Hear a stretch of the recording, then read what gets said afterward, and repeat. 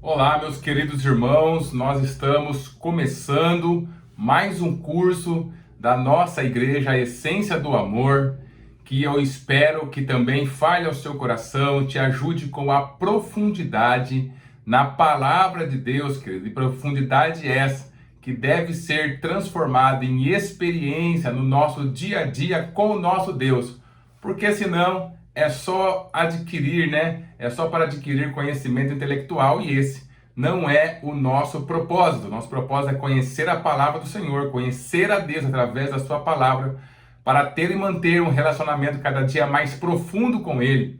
E agora eu gostaria de falar um pouquinho sobre Deus.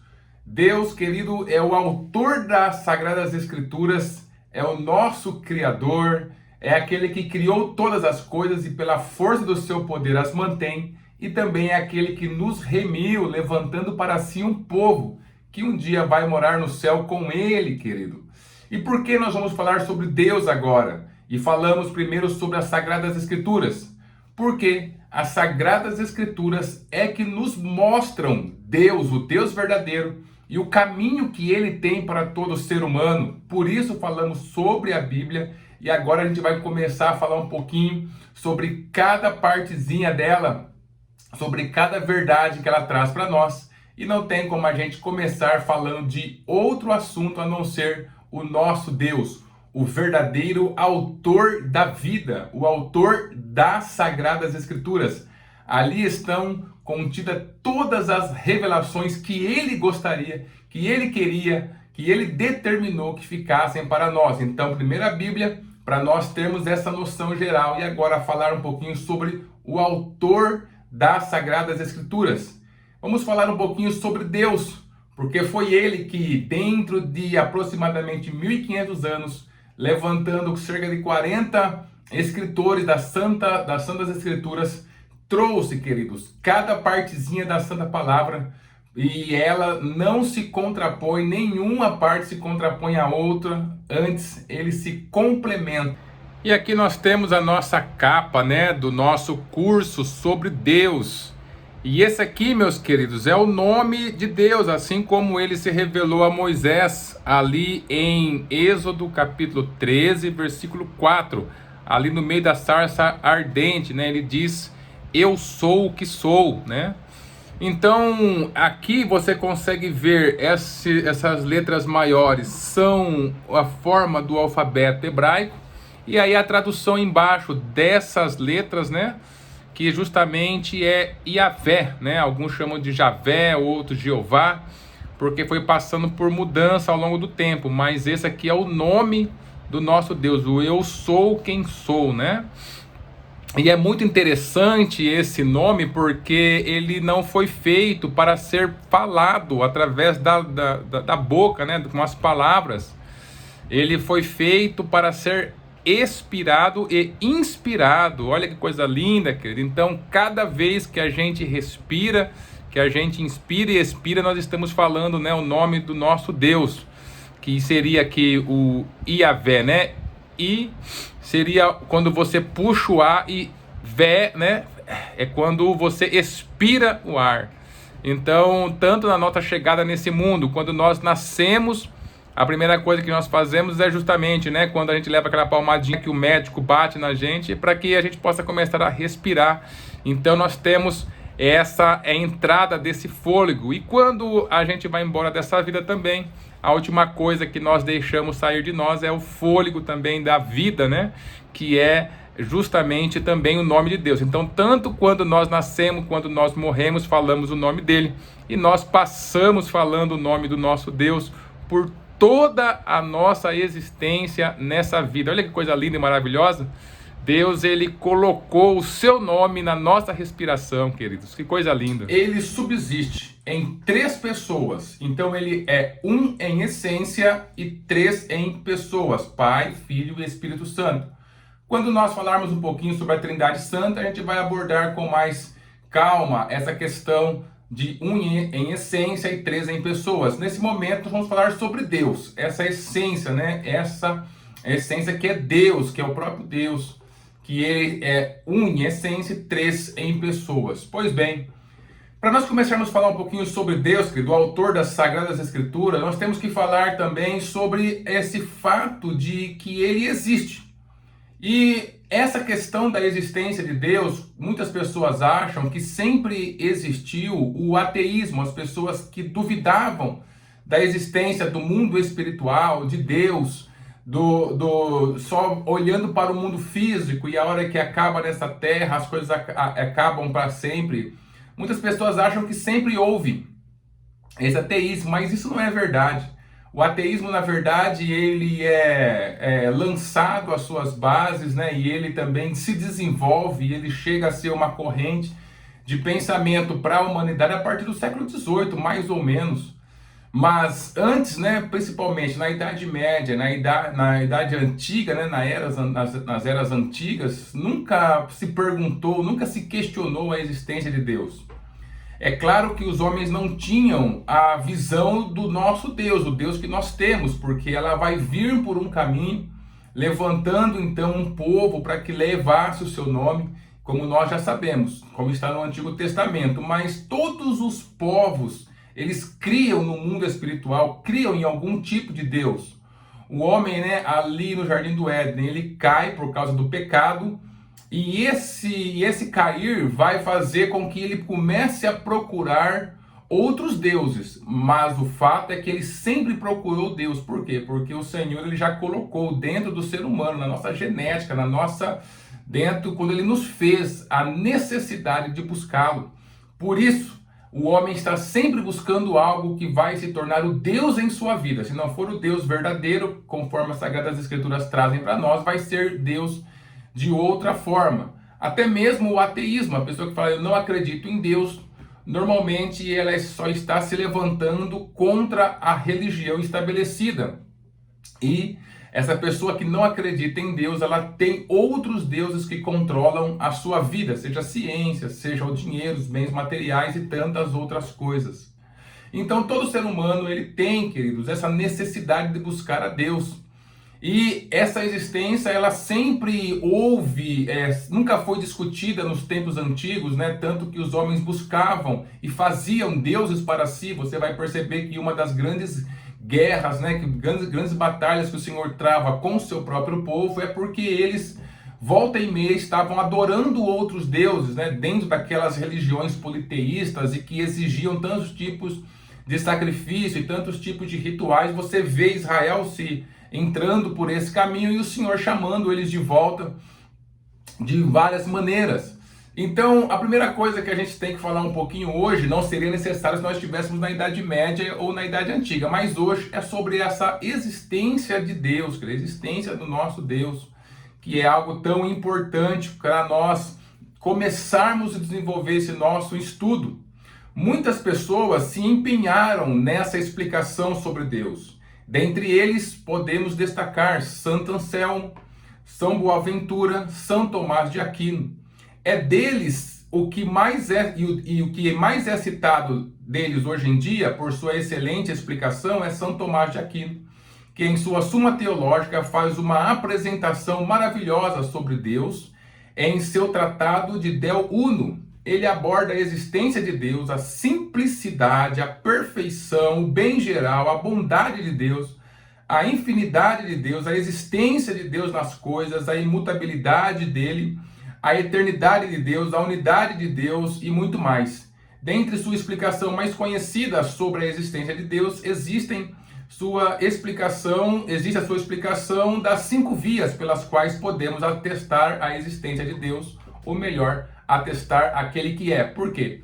Porque é um tanto contraditório dizer que Deus existe, porque aquele que existe significa que em algum momento ele não existiu e foi criado. Então o mais certo falar sobre Deus é aquele que é, porque ele nunca veio à existência, não teve um tempo onde Deus não existia. Ele é aquele que é, ele sempre esteve aí, né? Sem começo e sem fim. Por isso, aquele que é. Então eu queria falar um pouquinho com vocês sobre essas 5 vias de São Tomás de Aquino. E as 5 vias de Tomás de Aquino, elas são: ele apresentou 5 provas lógicas baseadas na observação do mundo físico para provar a existência de uma causa primeira, que é Deus. Primeiro, a do motor imóvel. Tudo que se move é movido por outro. Logo, deve haver um primeiro motor não movido. Então tem que ter esse ciente que ele começa, né, que ele dá o primeiro start, ele move primeiramente algo para que a vida ela então comece a se desenvolver, porque ele observou que tudo no mundo está sendo movido, está em movimento o tempo inteiro. Não só o movimento no sentido de locomoção, mas o movimento no sentido de transformação. Todos nós, a natureza em geral, está passando por transformações. E essas transformações, ela acontece porque uma outra coisa está proporcionando, está movendo ela para que ela siga, né, em direção a essa transformação. Por isso, ele faz essa regressão até a eternidade, né, tão infinito primeiro. E ele diz então que Deus é esse primeiro motor que não se move, né? E é ele que dá o começo de todas as coisas. Ele também fala sobre a causa eficiente. Tudo tem uma causa e não se pode regredir ao infinito. Logo, deve haver uma causa primeira. Ou seja, as coisas que acontecem, elas têm sempre uma causa. Então, toda consequência, todo efeito, se você for buscar, ela sempre vai ter uma causa. E você não consegue ficar regredindo eternamente, né, entre causa e efeito, causa e efeito. Então ele fala sobre essa causa eficiente, da onde todas as coisas começam, que é Deus. A terceira via de Santo Tomás de Aquino é do ser necessário. As coisas da natureza são contingentes, podem existir ou não. Para que algo exista hoje, deve haver um ser cuja existência é necessária. Queridos, aqui um exemplo somos nós. Nós poderíamos existir ou não. A nossa existência, ela não está em nós mesmos. Nós dependemos, né, do começo da nossa existência, por exemplo, do encontro dos nossos pais. E aí, a partir disso, a gente passa então a existir. Então, essa existência não estava em nós, estava em nossos pais. E se a gente for remontando isso até o infinito, né, regredindo ao infinito, você vai ver que precisa necessariamente existir um ser, que ele é necessário e ele tenha em si mesmo a sua própria existência, que a sua existência não dependa de outro. E esse ser, que ele tem a sua existência em si mesmo, é Deus. A quarta via de Santo Tomás de Aquino é o grau de perfeição. Nós observamos coisas mais ou menos boas, nobre. Logo, deve existir um ser máximo, que é o padrão de toda a perfeição. Aqui ele usa um pouco, né, do que Santo Agostinho fala, né, do sumo bem, que Deus é o sumo bem. Ele faz esse grau de perfeição, ele vai subindo, né, na escala da perfeição. Existem coisas que são mais perfeitas do que a outra. Por exemplo, um vegetal é mais perfeito que uma pedra, um animal mais perfeito que um vegetal, um ser humano mais perfeito que um animal. E aí ele vai subindo esse grau de perfeição, né? E ele chega então ao sumo bem, que é Deus, aonde a perfeição ela é completa, ela é 100%, e da onde descendem todos os graus de perfeição que ele entregou a cada um dos seres criados. E finalmente a quinta via de Santo Tomás de Aquino é a finalidade, o governo das coisas. Coisas inteligentes agem com um propósito, mesmo sem inteligência própria, indicando um designer inteligente. Então, queridos, aqui é justamente sobre o governo das coisas, como acontece. Então, Deus, ele é um Deus de ordem, e ele governa tudo, ele fez tudo para um fim. E nós percebemos isso na natureza, que tudo tem uma finalidade, né? Nada é por acaso. Então, para que tenha uma finalidade, todas as coisas tenham uma finalidade, ou melhor, algo tenha finalidade, exige que tenha alguém por trás estabelecendo para qual finalidade aquilo vai existir. E aí, se você fazer, né, essa regressão ao infinito, você vai perceber que tem que ter alguém que desenvolveu as coisas para um objetivo, para que isso existisse ordem, existisse então o governo. E aí, queridos, essa pessoa que criou tudo e governa tudo para uma finalidade, para um objetivo, é Deus, né? E aí fica então aqui, eu acredito que é uma das coisas, uma das explicações melhores que nós temos, que justamente vai nos levar a pensar sobre Deus. Muitas pessoas se levantaram, né, criticaram o que ele escreveu, mas aí depende do que o caminho que a pessoa ele quer seguir, querido. Mas é uma explicação que realmente faz a gente parar um pouquinho e pensar que Deus está por trás de todas as coisas que existem. E eu quero compartilhar aqui uma foto com você. Você está vendo aí, né, um quadro preto. E para mim explicar um pouquinho, né, quem que é Deus, né? Sendo assim, quem é Deus? Queridos, Deus é o ser absoluto em si mesmo. Olha, esse quadro preto, por exemplo, aqui você está olhando, né? Imagine que a gente imaginando para esse quadro preto, a gente pode pensar que isso é o nada, né? Mas na verdade isso aí não é o nada, porque aí, mesmo que não esteja contendo nada, existe o espaço e existe o tempo acontecendo dentro dessa estrutura. O nada realmente é nada, né? Antes de existir o tempo e o espaço, quem criou tudo isso para que a vida fosse possível foi o nosso Deus. Então Deus é antes de todas as coisas. Então antes de todas as coisas não existia o nada, como as pessoas que não acreditam em Deus gostam de falar. Não, existia Deus, aquele que é, né? Existir eu já falei para vocês, não é o mais certo de falar, mas é só para a gente entender. Então, ele estava ali, acima de todas as coisas, ele estava ali, e ele precisou criar um espaço, né? Para que do nada, assim, aí sim, do nada, ele trouxesse todas as coisas à existência. Então, Deus é o ser absoluto em si mesmo, a razão primária de todas as coisas, em quem estão todas as potencialidades e possibilidades da vida. Ele é o Espírito, o sumo bem, a perfeição absoluta. Antes de todas as coisas, não existia o nada, e sim Deus, eterno, onipresente, onisciente, onipotente, transcendente e imanente, imutável, simples, amor supremo, glorioso, benigno, fiel, santo, misericordioso, majestoso, esplêndido, Senhor, Criador soberano, transcendente, né, aquele que está acima de tudo, imanente, mantenedor, acima de tudo e de todos, o grande eu sou, justo, verdade absoluta, vida, graça, longânimo, felicidade, alegria, paz, autossuficiente em si mesmo, altíssimo, fundamento de toda a criação, doador gracioso da vida e o nosso Pai, queridos, né? Então, aqui nós podemos ver um pouquinho quem é essa pessoa, né? Deus é uma pessoa, a gente vai ver um pouquinho mais à frente. Quem é essa pessoa? Que é justamente Deus. Essa pessoa que existia antes de todas as coisas. Então, antes de todas as coisas serem criadas, não existia o nada, existia Deus. Ele teve que abrir um espaço, né, para que a gente pudesse vir à existência. Então, ele cria todas as coisas. É a partir dele que aí sim, do nada, ele cria todas as coisas, querido, tá bom?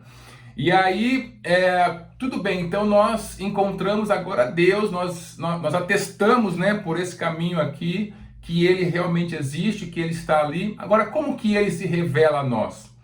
Deus, ele se revela a nós de 4 formas. A primeira revelação é a revelação geral no mundo criado e em sua manutenção. Em Salmos, número 19, o verso 1, né, está escrito, o Senhor fala, os céus declaram a glória de Deus e o firmamento anuncia a obra das suas mãos. Em Romanos, capítulo 1, versículo 20, está escrito, porque as suas coisas invisíveis, desde a criação do mundo, tanto o seu eterno poder como a sua divindade, se entendem e claramente se veem pelas coisas que estão criadas, para que eles fiquem inexcusáveis, ou seja, não tenham desculpas. Então, querido, olha só essa imagem que eu estou colocando para você aí da natureza, né? De tudo aquilo que Deus criou. Querido, como é que a pessoa pode olhar para algo tão maravilhoso, tão incrível, tão majestoso e dizer que não existe Deus, que tudo isso é apenas um monte de processos que aconteceram por acaso, né, querido? É algo realmente que prova o quanto o inimigo de nossas almas cegou as pessoas do nosso tempo, não é?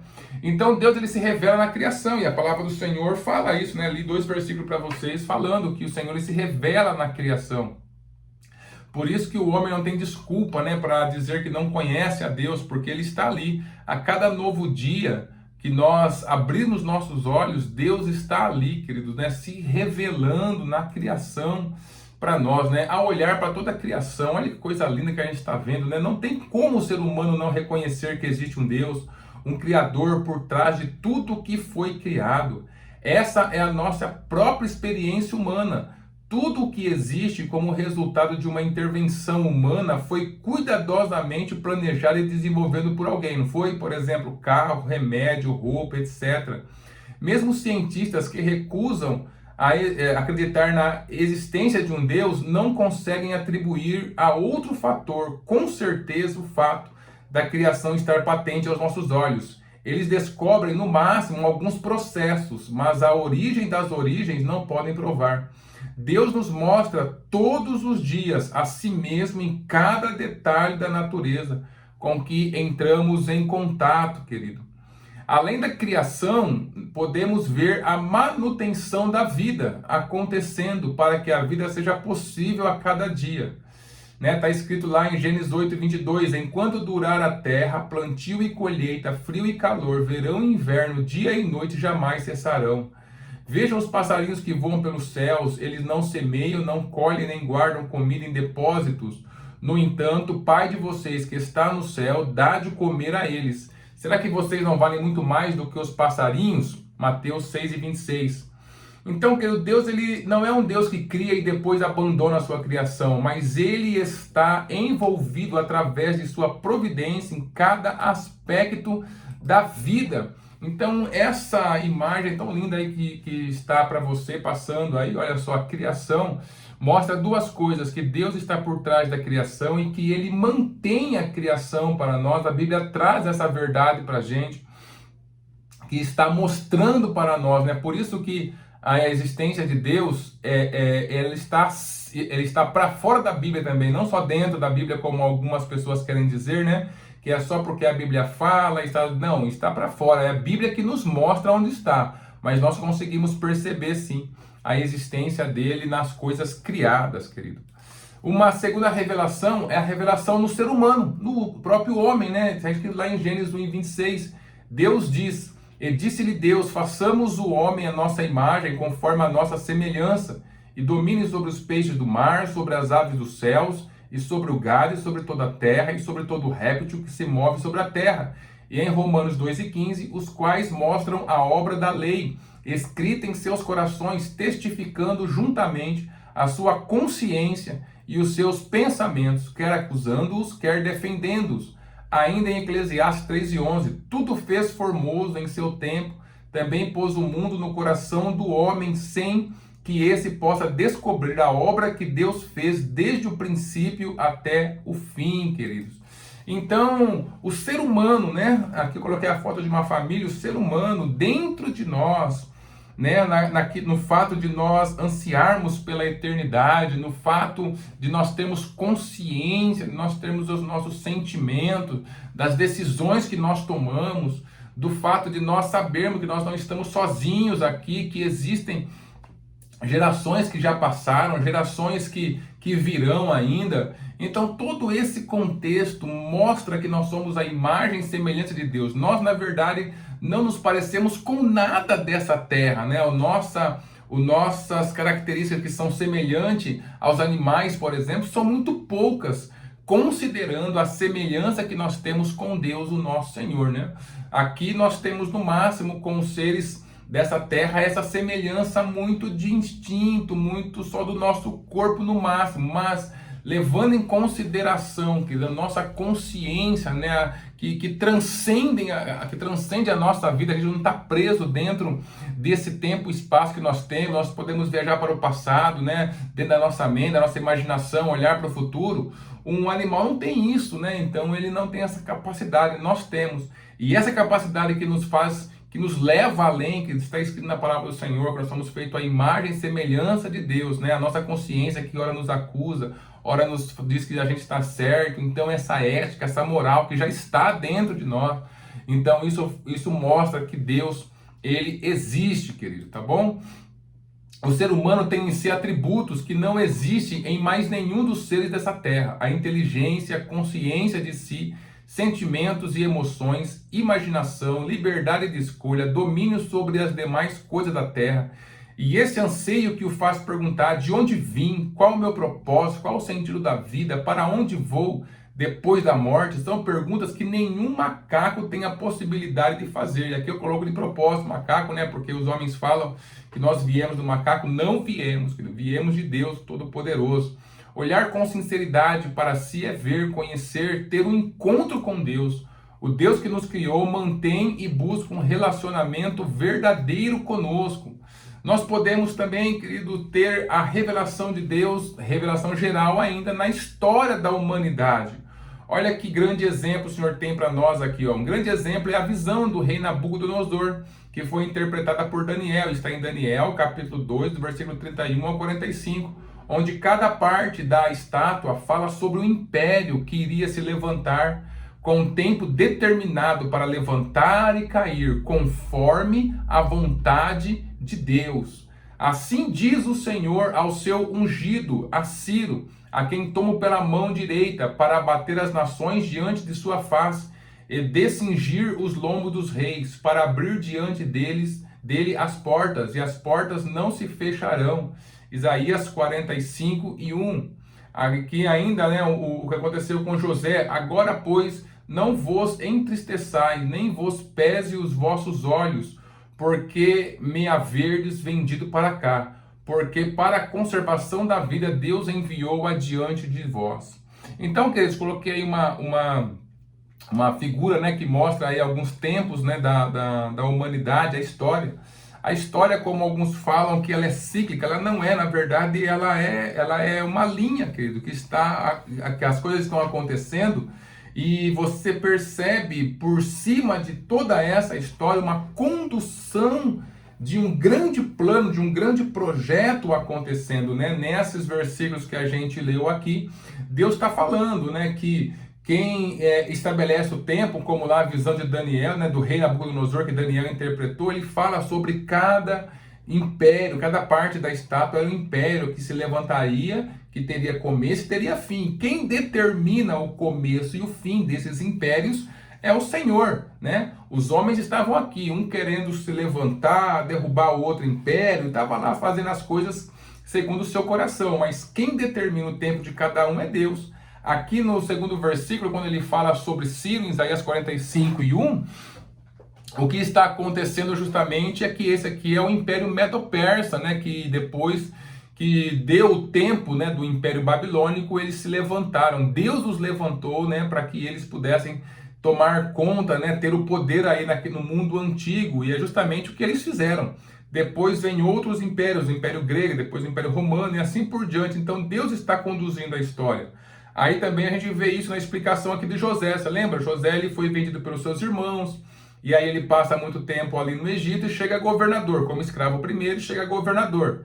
Depois ele manda trazer os irmãos, e aí a hora que os irmãos olham para ele e falam assim, nossa, agora ele vai se vingar de nós. E aí não, ele tem essa visão de que na sua própria história, quem estava coordenando tudo e fez com que ele tivesse ido ali para o Egito, né, foi justamente Deus. Ele fala, né, porque para a conservação da vida, Deus me enviou adiante de vós.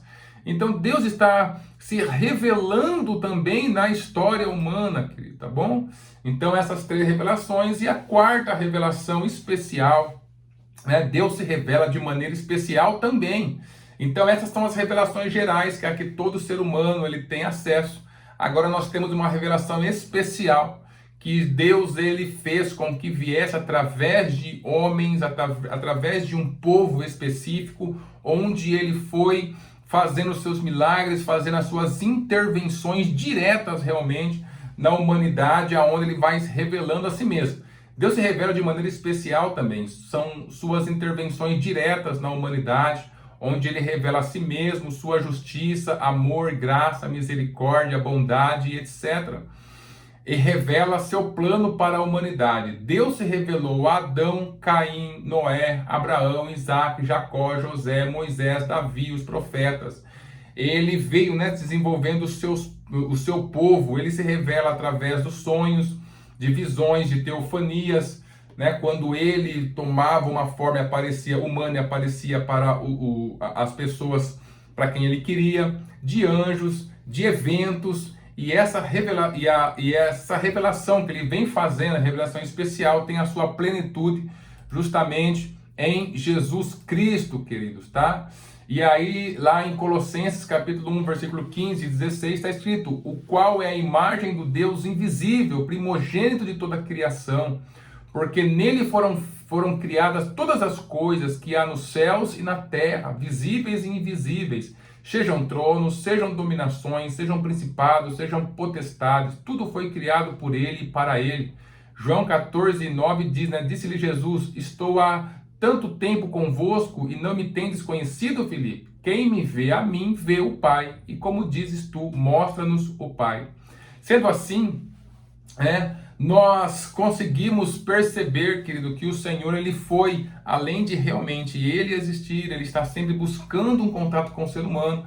Ele se revela através da revelação geral que nós vimos e também dessa revelação especial, que são as suas intervenções diretas, aonde a plenitude, né, Hebreus fala sobre a plenitude dos tempos, vem o Senhor Jesus Cristo fazendo justamente essa revelação máxima de Deus para a humanidade, para nós, e inaugurando aí, a partir desse momento, a sua morte e ressurreição, um outro momento na humanidade, tá bom? Sendo assim, até aqui sabemos que Deus existe e que ele se revela a nós. Agora vamos conhecer um pouquinho dos seus atributos, meus queridos. Os atributos de Deus. Deus é vivo. O filósofo alemão Friedrich Nietzsche, de 1844 a 1900, é o autor da famosa frase: Deus está morto. Mas ele, Nietzsche, morreu e pouquíssimas palavras sabem. Aqui era pessoas, né? Pouquíssimas pessoas sabem que foi ele que disse essas palavras. Porém, Deus continua atuando nos mínimos detalhes da vida, independente da opinião de Nietzsche e de seus seguidores. O fato de dizer que Deus é vivo é uma afirmação que parece ser óbvia, mas o modo de vida o qual atribuímos a Deus contém muitos erros, queridos, tá? Então, o que significa dizer que Deus está vivo? Deus é vivo e não uma força que age na vida e na natureza. As pessoas tornam Deus um ser impessoal, né? Mesmo querendo acreditar em Deus, mas querendo acreditar no Deus que elas inventam. E não é isso. Deus, ele é um ser vivo realmente. Ele não é uma força que está agindo para que a vida seja possível.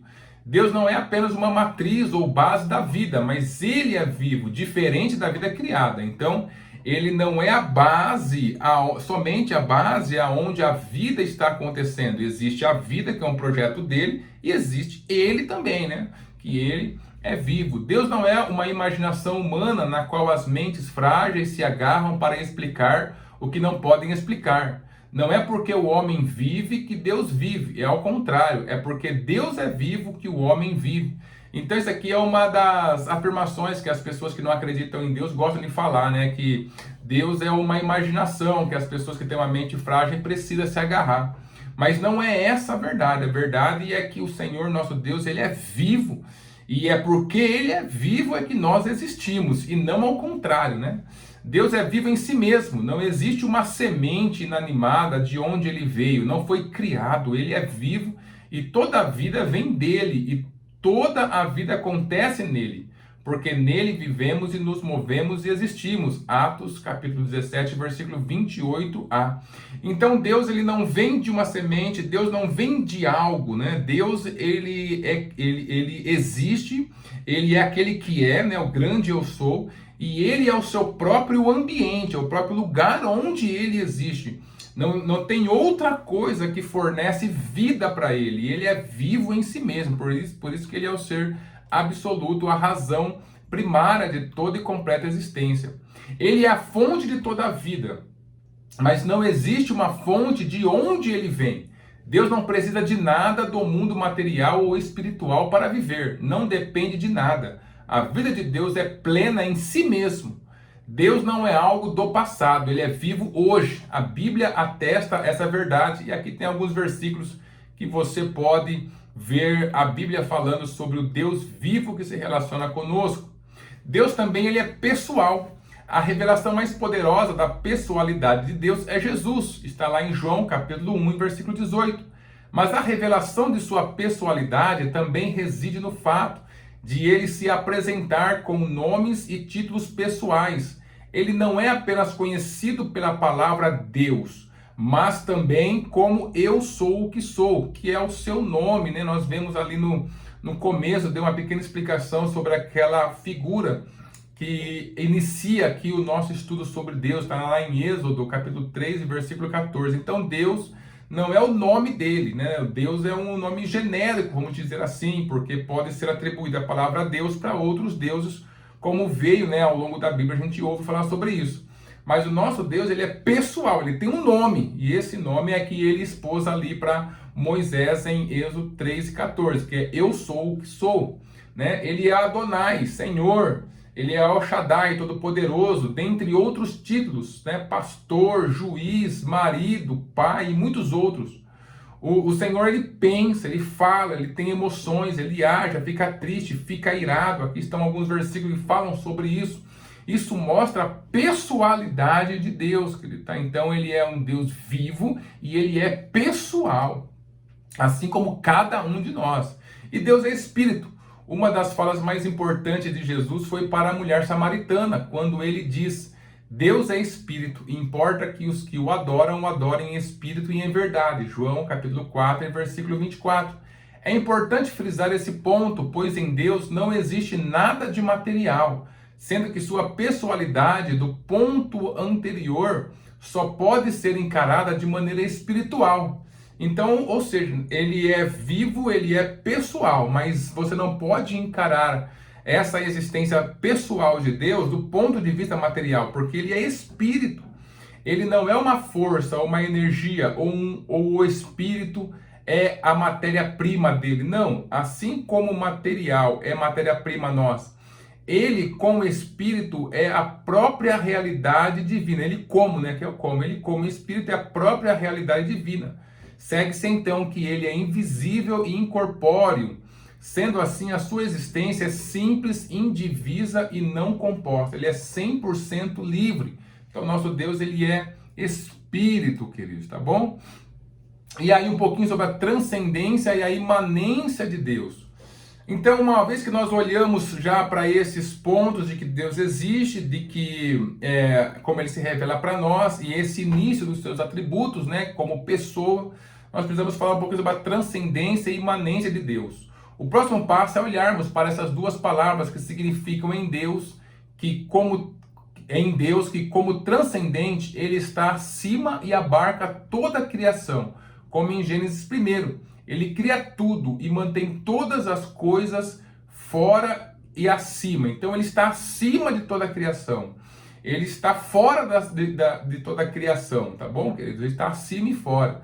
A imanência significa que ele participa de sua criação desde dentro também. Então ele está tanto acima e fora da criação, controlando todas as coisas, como também ele está dentro dessa criação, no sentido de que cada coisa nesse mundo, cada pessoa, cada pequeno detalhe da criação, cada detalhe do que existe, contém também a revelação de Deus. Ele está ali também. Isso é mostrado a partir de Gênesis 2. Ele age por meios naturais. Ele se revela e age através de todas as coisas no mundo. Tudo está nele e ele participa de toda a sua criação, de cada detalhe, até mesmo nas pessoas que não o querem conhecer e estão em completa rebelião contra ele. Ainda assim, Deus está nessas pessoas, começando pela existência dessas pessoas e a manutenção de suas vidas. Então, independente se a pessoa quer ele ou não, para que a pessoa exista, Deus precisa estar presente, para que a pessoa se mantenha, né, para que aconteça todos os processos dela, dentro dela, para que a vida aconteça, Deus precisa estar presente. Então Deus, ele está acima, fora de toda a criação, controlando todas as coisas, e ele participa também de toda a criação, fazendo justamente essa manutenção, a criação e a manutenção dentro de cada detalhe, tá bom, querido? Dentro dos atributos de Deus, nós temos atributos incomunicáveis, são atributos que são exclusivos de Deus. Nenhum outro ser criado tem esses atributos. São eles: a onipresença, a onisciência, a onipotência, o fato dele ser eterno, imutável e a sua glória. Aqui estão alguns versículos que falam justamente sobre esses atributos, ou seja, são atributos incomunicáveis, são somente dele, pertence só a ele. Nenhum outro ser criado vai ter qualquer um desses atributos aqui, queridos, tá bom? E os atributos comunicáveis, que são a sabedoria, a verdade, a fidelidade, a santidade, a bondade, o amor, as emoções, justiça e todas as qualidades humanas que temos vêm do caráter de Deus, Gênesis 1:26. Mas em Deus todas essas qualidades são plenas, enquanto em nós elas são potenciais e possíveis em graus. Então, por exemplo, a questão da sabedoria, o ser humano ele é um ser racional, ele tem a sua inteligência, ele pode adquirir conhecimento. Existem pessoas que têm mais conhecimento do que outras. Então, em nós, esse atributo, ele acontece por graus, né? Então, um tem mais, outro tem menos, mas em Deus, esses atributos, eles são 100%, eles são plenos, completamente plenos, tá bom? E aí, queridos, a gente seguindo, né, falando um pouquinho sobre os atributos de Deus, incomunicáveis e comunicáveis, e agora eu queria falar um pouquinho sobre a glória de Deus e qual a finalidade última de toda a criação. Todas as informações que a Bíblia nos traz sobre Deus, sua existência, sua revelação, sua transcendência, imanência, seus atributos, colocando sobre tudo e sobre todos, desemboca em um fato muito importante, que é a sua glória e majestade. E a Bíblia nos fala sobre a glória de Deus com abundância. Alguns versículos são, aí tem que Salmos, né, em vários versículos. Isso somente no livro de Salmos. Glória no hebraico é a palavra kabod, que significa glória, honra, glorioso, abundância, riqueza, esplendor, glória, dignidade, reputação e reverência.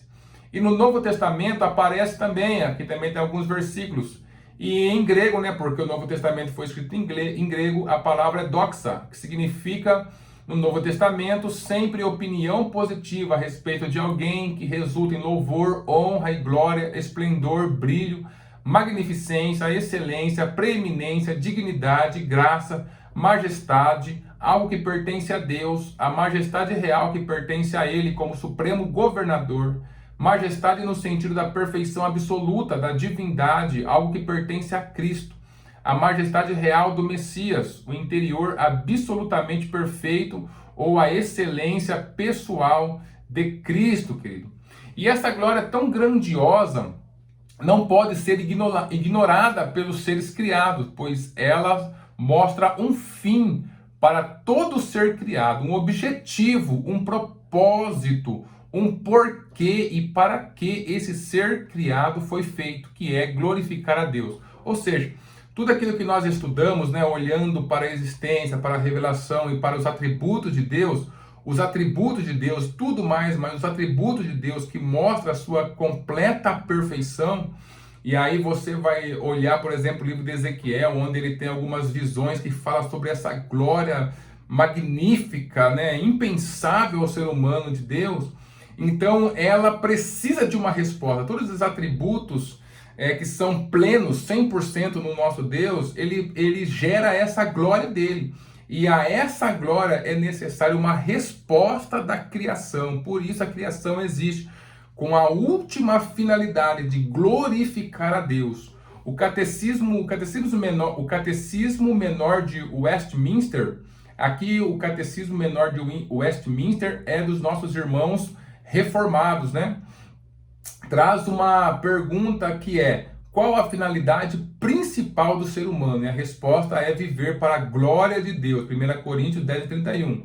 Sendo que todo ser humano que não vive para a glória de Deus não só comete pecado, mas vivem uma negação de sua verdadeira humanidade e um fracasso em conhecer a mais elevada realização da vida, meus queridos. A glória de Deus nos dá propósito e sentido da vida, pois teu é o reino, o poder e a glória para sempre. Mateus 6:33, e aqui uma fala, né, dos nossos irmãos que fizeram a reforma protestante, somente a Deus glória.